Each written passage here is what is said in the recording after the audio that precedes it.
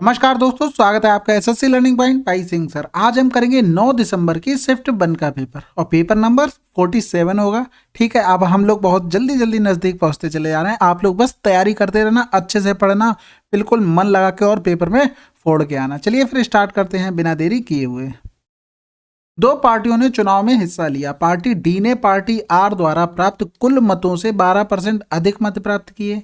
यदि party are को 1,76,000 vote मिले तो वह कितने मत से चुनाव में पराजित हुई। देखो, हमने मान लिया कि टोटल वोट 100 थे, टोटल 100 वोट थे। एक को दूसरे से 12% ज़्यादा मिले। देखो, डी और आर था, यानी कि 12% ज़्यादा मिले। हम 100 में से 12 हटा देते हैं तो बचे कितने, 88 वोट मिल बचे हैं। यानी कि इसको भी 44 दे दो और इसको भी 44 दे दो। लेकिन एक को 12% ज़्यादा मिले, 100 का 12% कितना हो गया, 12 हो गया। तो देखो डी को मिल रहे हैं, वो यही तो कह रहा है, यानी कि इसको 56 मिले, इसको 44 मिले। समझ में आ गई बात। ये आर था, यानी कि यहाँ से काटेंगे तो 2 दूनी 4 हो गया, 2 अट्ठे 16, यहाँ से 2 दूनी 4, 2 दूनी 4, यानी कि 2 एकम 2, 2 चौकू 8, 11 14 आ गया अनुपात। यानी कि 11 की वैल्यू दी गई थी 176,000। समझ में आ गई बात। हमें निकालनी किसकी वैल्यू थी, तो वह कितने मत से चुनाव में पराजित हुआ। तो कितने से हो रहा, हमारे हिसाब से 3 से हो रहा है ना, 3 से हो रहा है। इसी की तो वैल्यू निकालनी थी, यानी 11 एकम 11, 11 छक्का 66 हो गया, 16 तियाँ 48,000 आंसर आ जाएगा।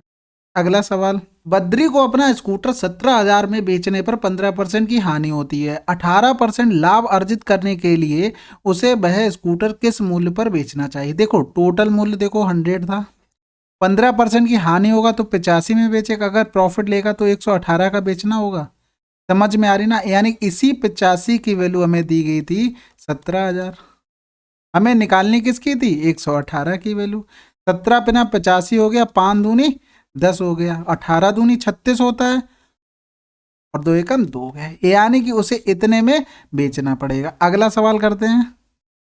एक कुर्सी का क्रय मूल्य इतना है। रवि इतने रुपए में 10 कुर्सियां खरीदता है। 10 कुर्सियां खरीदने पर उसे मिलने वाला छूट परसेंटेज क्या है। देखो 10 इतने में खरीदी, यानी एक का मूल्य कितना रहा, एक का कितना रहा, बटे 10 कर देंगे, यानी कि 450 की चीज उसने इतने में खरीद ली है। समझ में आ गई बात। यानी कि यहाँ से करेंगे 5 दूनी 10 हो गया, 5 सत्ते 35, 3 बचाना, 5 छक्के 30, 55 25 हो गया। यहाँ से काट लेंगे, 5 ने 45, 0 हो जाएगा। यहाँ से करेंगे 5 एकम 5, 2 बचा, 55 25 हो गया, 5 तियाँ 15 हो गया। तो यहाँ से 9 दूनी 18, 180, 153 हो गया। समझ में आ गई बात।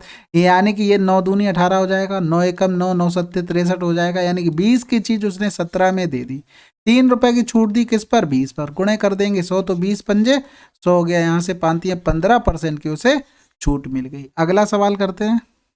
मधु और सायनी एक कार्य को 20 दिनों में पूरा कर सकती हैं। सायनी और रोजी उसी कार्य को 12 दिनों में पूरा कर सकती हैं, तथा रोजी और मधु इसी कार्य को 15 दिनों में पूरा कर सकती हैं। वे सब एक साथ मिलकर इस कार्य को कितने दिनों में पूरा करेंगे। देखो, अगर वो एक साथ की कह दे तो कुछ नहीं लिखना है, केवल ये देखो 20, 12 और 15 का एलसीएम कितना होगा। ठीक है, केवल इतना देखना होता है, यानी कि 60 हो जाएगा। तो देखो एफिशिएंसी 20 तियाँ 60 हो जाएगा, 12 पंजे 60 हो जाएगा, 15 चौकू 60 हो जाएगा। यानी कि आप सबको जोड़ेंगे, सबकी एफिशिएंसी, तो यहाँ पर देखो सबके नाम आ जाएंगे इस ब्रैकेट में, लेकिन 2 2 बार आएंगे। 5 3 8 4 12 हो जाएगी बराबर। अगर इनकी सिंगल एफिशिएंसी निकालें तो 6 हो जाएगी, यानी कि 10 दिन लगेंगे टोटल। तो देखो ये सब बवाल की चीजें नहीं लिखनी होती, डायरेक्ट एलसीएम लो, एफिशिएंसी निकालो, एफिशिएंसी में 2 का भाग करो और उसके बाद जितना टोटल वर्क है उसमें डिवाइड कर दो, आंसर आ जाता है। ठीक है, तो पेन कम से कम चलाना है। अगला सवाल करते हैं। यदि राहुल के वेतन में से 60% की कर की कटौती की जाती है तो उसे कर के रूप में इतने रुपए भुगतान करना होता है। राहुल द्वारा भुगतान किए जाने वाला कुल कर कितना है। देखो सिंपल सी बात है, उसे टोटल 100 कर देना था। उसमें से सरकार होगी, कोई भी होगा, उसने कह दिया तुम चलो 60% की तुम्हें छूट दे देते हैं, जाओ तुम मौज करो। तो उसे देना कितना पड़ा होगा, 40%। इसी 40 की वैल्यू दी थी 12,800। टोटल कितना देना तो उसे 100 देना था, यानी यहाँ से काट देंगे तो 4 तियाँ 12 हो गया, 4 दूनी 8 हो गया, यानी कि 32,000 रुपये आंसर। अगला सवाल। 15,500 की राशि पर साधारण ब्याज के एक निश्चित वार्षिक परसेंटेज दर से इतने वर्षों में प्राप्त मिश्र धन इतना है। उसी राशि पर इतने वर्षों में समान दर से प्राप्त साधारण ब्याज कितना होगा। देखो सिंपल सवाल था ये तो। अगर मान लो, देखो पहली बार बना के दिखा दे रहे हैं कैसे, देखो सिंपल है, 3 दूनी 6, 7/2, 8% रही होगी रेट, यहाँ से कुछ ब्याज मिला होगा, दूसरी कंडीशन में क्या किया है उसने, क्या किया है उसने, समय चेंज कर दिया, यानी 6×18 तो 20/3 हो गया, गुणे कर देंगे r/100 हो गया। इनका रेशियो बना लेते हैं, क्या करते हैं, इनका रेशियो बना लेते हैं, r से r कैंसिल, यानी कि 21:40 आ गया। अब यहाँ से देखो इसका ब्याज मिल जाए तो इसका ब्याज निकल आएगा, कोई समस्या होगी किसी प्रकार की, यानी कि 19,189 से 15,500 घटा दें, 9 हो गया, 8 हो गया, 11 से 5 गया 6, 8 से 5 गया 3, ये ब्याज आ गया। तो देखो 21 की वैल्यू हमें दी गई थी 36, 8, 9 गुणे हो गया 40, समझ में आ गई। अब ये निकटतम वाला निकालना है, यानी कि पहले तो गुणा कर लो यहाँ से। वैसे देखो 6, 3, 9, 9, 8, 17 कटेगा नहीं ना, 3 से कट रहा है, 9, 9 से कट रहा है, ठीक है। तो हम गुणा करते हैं तो 0, 4 नेम 36 हो गया, 4 अट्ठे 32, 3 35 हो गया, 4 छंग 24, 3 27 हो गया, 4 3 12 तो 14 हो गया, बटे करेंगे 21 हो गया। समझ में आ गई बात सबको। तो यहाँ से देखो 21 सत्ते सभी को पता है 147 होता है। अब बचा 5, 5 में भाग जाएगा, नहीं जाएगा, 56 में भाग चला जाएगा, तो 21 दूनी 42 हो गया। तो देखो 702 इसमें दिया था, केवल आंसर मिल गया हमारा। तो ये तरीका होता है करने का इसको। चलो फिर अगला सवाल करते हैं। 2, 4, 6 के चतुर्था अनुपाती और 4, 8 के तृतीय अनुपाती का अनुपात क्या होगा। सिंपल सी बात है, देखो यहाँ से 2/4, वैसे ये जो लिख रहे हैं ना, इसे लिखना नहीं, इतनी प्रैक्टिस करना है। x बराबर 12 हो गया, यहाँ से करेंगे तो हमें पता है 2 नंबर का तृतीय अनुपात क्या होता है, b² होता है, यानी कि 8 गुणे 8/4 हो जाएगा, 4 दूनी 8 हो गया, 8 दूनी 16 हो गया, यानी कि 12 और 16 का अनुपात पूछा था, 4 3 12 हो गया, 4 चौको 16 हो गया। तो आंसर क्या आ गया, 3:4। अगला सवाल, एक वस्तु का क्रय मूल्य इतना है जो अंकित मूल्य से 25% कम है, एक वस्तु को 18% की छूट पर बेचा जाता है, तो इस लेन देन में लाभ परसेंटेज क्या होगा। हमने बताया कभी भी आंसर परसेंटेज में आए तो इसका यूज बहुत कम करते हैं। देखो सीपी यहाँ से 100 हो गया, सॉरी सीपी नहीं एमपी रखो यहाँ से, एमपी यानी कि मार्क प्राइस अगर 100 हो गया तो सीपी कितना हो गया, 25% कम हो गया, यानी कि 75 हो गया। 18% की छूट, छूट हमेशा किस पर दी जाती है, मार्क प्राइस पर, इस पर छूट देते हैं, तो ये 82 की चीज़ बेची गई है। तो यहाँ से देखो, यहाँ से प्रॉफिट कितने का लिया, 7 रुपये का, किस पे, 75 पे, गुणा कर देंगे 100, 25 चौकू 100, 25 3 75 हो गया, यानी कि 28/3 आ गया, 3 नेम 27 हो गया, बचा कितना, 1 पॉइंट लगाया, फिर 3 तिरका 9, यानी कि 9.33 आंसर आ गया। अगला सवाल करते हैं। दो शहरों के बीच की दूरी 55 किलोमीटर प्रति घंटा की चाल से 8 घंटे में तय की जाती है। यदि चाल को 25 किलोमीटर प्रति घंटा बढ़ा दें तो कितने समय की बचत होगी। देखो यहाँ से स्पीड में रेशियो क्या है, 55 और 25 बढ़ गया, यानी कि 80 हो गया। तो टाइम में रेशियो क्या आ जाएगा, 80 और 55। देखो 80 की वैल्यू दी गई थी 8, समझ गए बात को। यहाँ से देखो कितनी बचत हो रही है, यही चीज तो जो बढ़ा रहा तो वही तो बचत हो रही है, यानी कि 25 की बचत करनी थी, यानी कि 25 की वैल्यू निकालनी थी, बस सिंपल सवाल था भाई। तो ये 10 हो गया, यहाँ से करेंगे 5 दूनी 10, 25 हो गया, तो 2 दूनी 4, 2 घंटे तो पूरे पूरे चले गए, बचा कितना, 1/2, इसमें 60 का गुणा कर देंगे तो ये मिनट में हो जाएगा, यानी 2 घंटे 30 मिनट लगेंगे। अगला सवाल, एक वस्तु पर निर्माता 12% का लाभ कमाता है, थोक विक्रेता 10% का लाभ कमाता है और खुदरा विक्रेता 15% का लाभ कमाता है। यदि वस्तु का खुदरा विक्रय मूल्य इतना है तो निर्माता के लिए उस वस्तु का लागत मूल्य क्या। देखो सिंपल सी बात, हमने एक्स मान लिया, 12% का लाभ का मतलब 112/100 हो गया, गुणे करेंगे थोक विक्रेता 10% का लाभ कमाता है, यानी 110/100 हो गया, यानी खुदरा विक्रेता 15% का लाभ कमाता है, यानी 115 हो गया। इसकी वैल्यू दी थी 56,672। देखो 1 0 से ये चला गया, यहाँ से करेंगे तो 11 11 पंजे 55, 1 बच गया, 11 कम 11 करेंगे तो 5 बचा, फिर 55, फिर 2 हो गया। फिर देखो किससे कट जाएगा, 2 से काट दें क्या, बिल्कुल काट दो, यहाँ से 2 पंजे 10, 2 छक्के 12 हो गया। फिर करेंगे यहाँ से तो 2 दूनी 4 हो गया, 2 पंजे 10 हो गया, 2 सत्ते 14, 2 छक्के 12 हो गया, 14 चौकू 56 होता है, यहाँ से काट दो तो 14 एकम 14 हो गया, 11 बच गया, 14 चौकू 14 अट्ठे 112 हो गया, 112 करेंगे तो 5 बचा, 14 चौकू 56 हो गया, 4 से कट जाएगा, बिल्कुल 4 चौकू 16, 4 छंग 24 हो गया। तो आंसर क्या आ गया, x बराबर 46,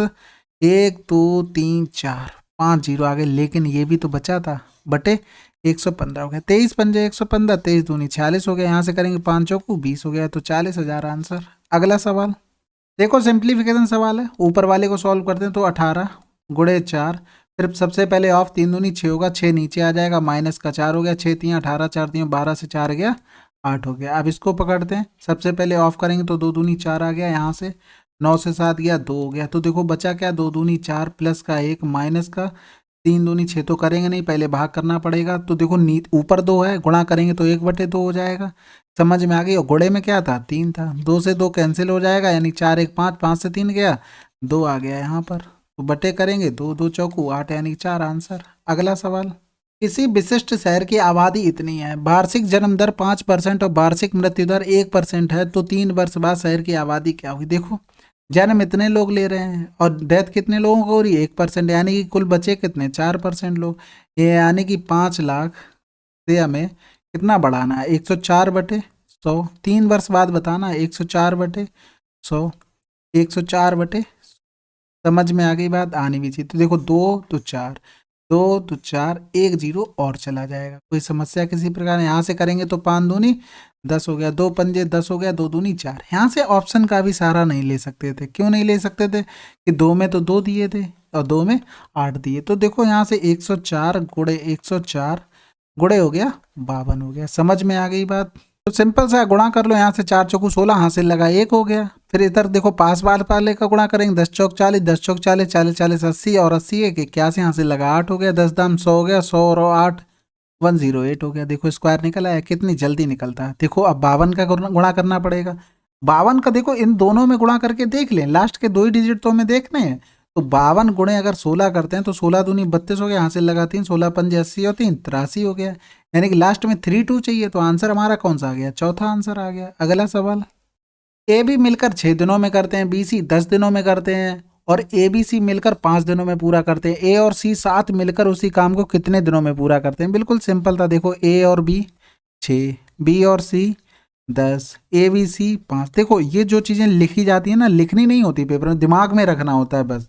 अगर तुम लिख रहे हो ना तो बहुत लोगों से पीछे हो रहे हो। तो 10 तियाँ 30 हो गया, 5 छक्का 30 हो गया। हमें चाहिए क्या, ए चाहिए यानी कि सी चाहिए। यहाँ से देखो ए प्लस बी की कितनी आई, इन दोनों की 5 आ गई, टोटल 6 है, तो सी की कितनी हो गई, 1 हो गई। समझ में आ गई। अब हमें चाहिए किसकी, ए की चाहिए।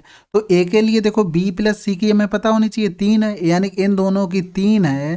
तो फिर ए की कितनी आ जाएगी, क्योंकि टोटल 6 बनाना, यानी कि 3 आ जाएगी। यानी कि दोनों 4 हो गई, यानी कि 30 बटे में 4 करना पड़ेगा। तो 2 दूनी 4 हो गया, ये 15 हो गया, यानी कि 2 सत्ते 14, 1/2 आंसर आ गया। अगला सवाल, सचिन को 35 किलोमीटर चलने में प्रेम से 50 मिनट अधिक का समय लगता है, लेकिन यदि सचिन अपनी चाल दोगुनी कर देता है तो वह प्रेम से 1 घंटे आगे हो जाता है। सचिन की चाल क्या होगी। देखो सब काम सचिन पर हो रहा है, केवल सचिन से ही हमसे सब कुछ करवाना। देखो सचिन की चाल पहले 1 थी तो अब 2 हो गई। टाइम में देखो 2 और 1 का रेशियो हो जाएगा। अब यहाँ से देखो, यहाँ से 50 मिनट अधिक, यहाँ से कितना अधिक लग रहा है, मिनट में निकालने, 2 एकम 2, 3/2 मिनट हो गए, सॉरी घंटे हो गए, गुणे 60 करेंगे, 2 3 6 हो गया, यानी कि 90 मिनट यहाँ से अधिक हो गया। टोटल अधिक कितना हो जाएगा, 9 5 14, यानी 140। हमारे हिसाब से कितना डिफरेंस है, 1 का है, तो 140 हो गई। यानी कि तो यहाँ से 2 बराबर कितना आ जाएगा, 280 मिनट आ जाएगा। हमें क्या निकालनी थी, चाल निकालनी थी, यानी एस बराबर क्या होता है, D/T। डी हमें पता है कितना है, 35 है। हमें समय पता लग गया, 280 मिनट हो गया। अगर 60 से डिवाइड करेंगे, 60 ऊपर चला जाएगा, घंटे में हो गया, यानी कि 0 से 0 हो गया। यहाँ से करेंगे तो 14 दूनी 28 होता है, यानी 7 चौक 28 हो गया, 7 पंजे 35 हो गया, 2 तियाँ 6 हो गया, 2 दूनी 4 हो गया, यानी 15/2 हो गया। यानी आंसर क्या आ गया, 7 सही 1/2 किलोमीटर प्रति घंटा। ठीक है, अच्छा सवाल था, नोट कर लेना। एक बैग में केवल 1 रुपये, 2 रुपये, 5 रुपये के मूल्य वर्गों के सिक्के इतने इतने अनुपात में, बैग में कुल राशि इतनी है। देखो राशि दी गई है तो हमें देखो गुणा करना पड़ेगा। 1 रुपये के कितने थे, 12 थे, यानी 12 रुपये हो गए। 2 रुपये के 5 थे, यानी कि 10 रुपये हो गए। 5 तियाँ 15 रुपये हो गए। देखो 15 12 27 और 10 37 हो गए। 37 की वैल्यू हमें दी थी 3626। हमें 5 रुपये के सिक्के चाहिए थे, कितने थे, 3 की वैल्यू यहाँ से निकालनी थी। तो देखो यहाँ से काम कर सकते हैं क्या, 5 4 7 1 दिया, यानी कि 6 दिया 18 हो गया। यानी कि ऊपर 8 करने के लिए 7 में किसका गुणा करें, देखो 1 का करेंगे, 7 एकम 7 नहीं होगा, 7 7 49 नहीं होगा, 7 चौक 28 हो जाएगा, 7 पंजे 35 नहीं होगा। आंसर क्या आ गया, 294। ठीक है, अगला सवाल करते हैं। ए बी का 1/3 है, ठीक है, ए बी का 1/3 है, तो देखो ये हो गया। बी सी का 2 गुना है, बी सी का 2 गुना है, डी ए का 2/3 है। देखो ए का 2/3 है, ए कितना था, 1 था।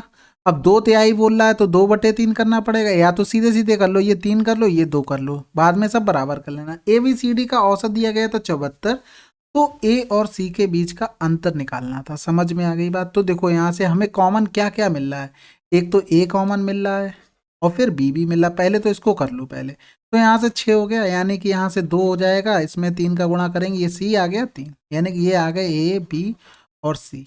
अब यहाँ पर देखो ए कितना था, 3 था, यहाँ पर 2 था, दोनों जगह बराबर करना पड़ेगा, यानी कि इसमें 2 का गुणा कर दें और इन सब में 3 का गुणा कर दें, यानी कि ये 6 हो गया, 6 3 18 हो गया, 3 3 का 9 हो गया, ये 2 दूनी 4 हो गया, सभी के रेशियो मिल गए। तो जोड़ लो भाई सबको, देखो 6 हो गया, 8 18 6 24 24 4 28 28 9 37 37 संख्याएं 4 थी हमारे हिसाब से। एवरेज ये क्वेश्चन में ये है। ए और सी का डिफरेंस कितना है, 3 है, यानी कि 3 की वैल्यू, यानी कि यहाँ से 2 बार 74 था, 2 बार चला गया, 4 दूनी 8, 1 बराबर कितना आ गया, 8 हो गया, तो 3 बराबर 24 हो जाएगा। अगला सवाल देखो, बहुत सिंपल सवाल है ये, तो ये तो कर ही लोगे, अगर ये भी नहीं कर पाओगे फिर क्या दिक्कत वाली हर बात है। 10 से 5 गया 5 हो गया, 20 से 5 गया कितना बच गया, 15 बच गया, 15 बच्चे डिफरेंस। सिंपल था ना। अगला सवाल, यदि एक आयत जिसका क्षेत्रफल इतना है कि भुजाओं में 3 सेंटीमीटर का अंदर है, लंबी भुजा की लंबाई ज्ञात कीजिए। देखो इसको देखते ही कुछ समझ में आना चाहिए। 154 का मतलब क्या हुआ, 11 गुणे 14 हो रहा है। ये तो देखो फेवरेट नंबर है। क्यों नंबर है, क्योंकि हमें पता है 22 गुणे 7 होता है, तो कितना आता है 154, और ये एरिया में बहुत यूज होता है। जब रेडियस हमारी 7 हो तो सर्किल का एरिया यानी कि पाई आर स्क्वायर कितना होता है, 154 होता है। सभी को याद होगा ये। तो यहाँ से देखो इनमें डिफरेंस कितना है, 3 का, यानी कि सबसे बड़ी भुजा 14 हो गई। अगला सवाल, 64 सेंटीमीटर, 36 सेंटीमीटर, 44 सेंटीमीटर की भुजाओं वाले एक ठोस धात्विक घनाओं को पिघलाया जाता है और इस पदार्थ से 12 सेंटीमीटर त्रिज्या वाली ठोस गेंदें बनाई जाती हैं। गेंदों की संख्या कितनी होगी? देखो सिंपल है, ये तो केवल गुणा भाग का खेल है। बराबर 4/3 पाई आर क्यू होता है वॉल्यूम किसका, गोले का। 4/3 पाई आर क्यू होता है। तो पाई की वैल्यू 22/7 हो गई, आर की वैल्यू हमें दी गई थी, और ये कितने बनेंगे, एन बनेंगे। ठीक है, तो यहाँ से 22 दूनी 44 हो गया, 12 दिया 36 हो गया, और यहाँ से काट देंगे और कुछ कटेगा, ये यानी कि 12 से कुछ नहीं कट रहा है, यानी कि 4 दिया 12 कर लो, 4 एकम 4 कर लो, 4 छंग 24 कर लो। ठीक है ना, 3 से 3 तो चला गया। ठीक है, और कुछ कट रहा है भाई, 3 चौकू 12 हो गया, 4 चौकू 16, ये 4 और ये 4, ये यहाँ से चला गया, तो 7 दूनी 14 आ गया, एन बराबर। कोई समस्या? अगला सवाल, 9 छाते 800 में खरीदे गए और 7 छातों को 800 में बेच दिया गया, लाभ परसेंटेज कितना होगा? देखो यहाँ से तो इसको तो काट दो। देखो क्या हुआ कि 9 छाते उसने बेचे, उतने ही रुपए उसने 7 छाते बेचकर ले लिए, यानी कि 9 जितने में खरीदे थे ना, उतने उसने 7 बेचे और पैसे पूरे ले लिए। तो उसने बचाए कितने लिए अपने पास छाते, 2 छाते बचा लिए। दे कितने दिए, 7 रुपए दे दिए, मतलब 2 रुपए बचा लिए, 7 रुपए खर्च कर दिए। इस तरीके से समझो, गुणा कर दो 100, यानी कि 7 दूनी 14, 6 बचा, 7 अट्ठे 56, यानी कि 28.57 आंसर आ जाए। अगला सवाल करते हैं, 3 अंकों की बड़ी से बड़ी संख्या 3 4 6 15 और 20 से विभाजित करने पर प्रत्येक स्थिति में शेषफल 1 प्राप्त होता है। उस संख्या के अंकों का योग क्या होगा? देखो सिंपल सी बात है, एलसीएम लेंगे तो 60 आ गया। बड़ी से बड़ी संख्या कई अंकों की, 3 अंकों की, तो ये एक बार भाग जाएगा। एलसीएम देखो इजी नंबर थे इसलिए आसानी से आ गया। ठीक है, फिर क्या किया, उतारा लेंगे नीचे, तो यहाँ से देखो 6 बार और चला जाएगा, यानी 6 36 हो जाएगा, 360 हो जाएगा, यानी 9 6, यानी कि 39। अगर नंबर कम होता तो हमारा पूरा पूरा कट जाता है, यानी कि 0 हो गया, 9 से 3 गया 6 हो गया, यानी कि ये 9 हो गया। समझ में आ गई? यानी कि एक शेषफल बच रहा था, तो एक और जोड़ दो, क्योंकि बड़ी से बड़ी संख्या चाहिए। तो 9 6 1 15 1 16 आंसर। अगला सवाल देखो, कह रहा है 7 विषम क्रमिक संख्याओं का औसत इतना है, इनमें से पहली 5 संख्याओं का औसत क्या होगा? देखो क्रमिक बोल दिया तो आरोही बोलने की जरूरत नहीं थी, आरोही वैसे भी क्या होता है, छोटे से बड़ा। तो देखो 79 यहाँ पर है, इसके इधर 3 नंबर रहे होंगे, इसके इधर 3 नंबर रहे होंगे, तो यहाँ से देखो 79 के पास क्या आ जाएगा, 81, फिर 83, फिर 85 हो गया। इससे पहले क्या आएगा, 77 75 और 73। प्रथम 5 का पूछा, यानी 3 2 5 का पूछा, इसमें बीच में कौन सा लिखा, 77, आंसर आ गया 77। अगला सवाल, गेहूं और चावल के बाजार मूल्य इतना है, एक परिवार में गेहूं और चावल की खपत की गई मात्रा का अनुपात इतना है, गेहूं और चावल का खर्च का अनुपात क्या होगा? देखो सिंपल सी बात है, इतना क्या है, मूल्य है, ये खर्च है, तो 12 हो गया, 8 नहीं 72 हो गया, तो 12 छंग 72, 1:6 आंसर।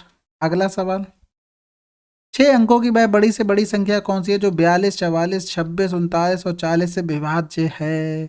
देखो या तो फिर एलसीएम लेके करना पड़ता, लेकिन यहाँ पर ऑप्शन बहुत बढ़िया दिए थे। देखो 4 है, 5 है, 0 है, 8 है।